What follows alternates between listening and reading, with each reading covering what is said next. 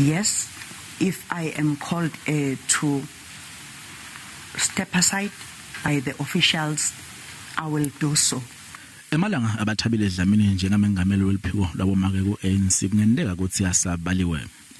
Ekuqaleni kwaleliviki umgcini mafa weANC Paul Mashatile ukhulume ngeludzaba lwesinqumo sekumele eceleni kwemalunga nawasabukene nemacala akuthide. Lapho athe khona Dlamini kumele ashiye phansi esikhundleni sakhe kulandzela emacala akhe ukukhuluma emanga ngaphansi kwesifungo.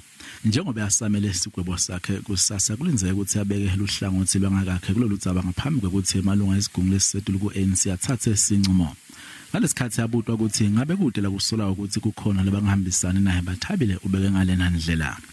The very same comrades know that there are people that have been charged, that have not stepped aside.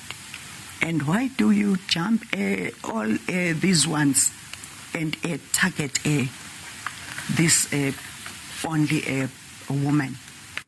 Ingofo weluphiko lwabomake ilindzeke ukuthi ihlale ngenyanga yenhlaba lomnyaka kanzi uma ngabe Dlamini anganikedwa umyalo wekuthi ashiye phansi esikhundleni sakhe loluphiko lutawuya kule nkomfa lide umholi. Nanoma kunjalo Dlamini uthi uma ngabe emalunga amcoka ukuthi achubeke kulesikhundla kwesibili angeke aze ale.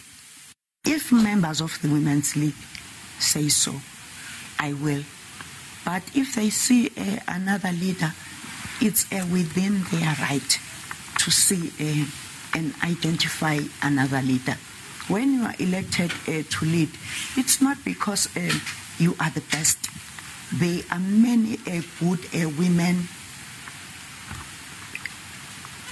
intelligent women, hardworking women.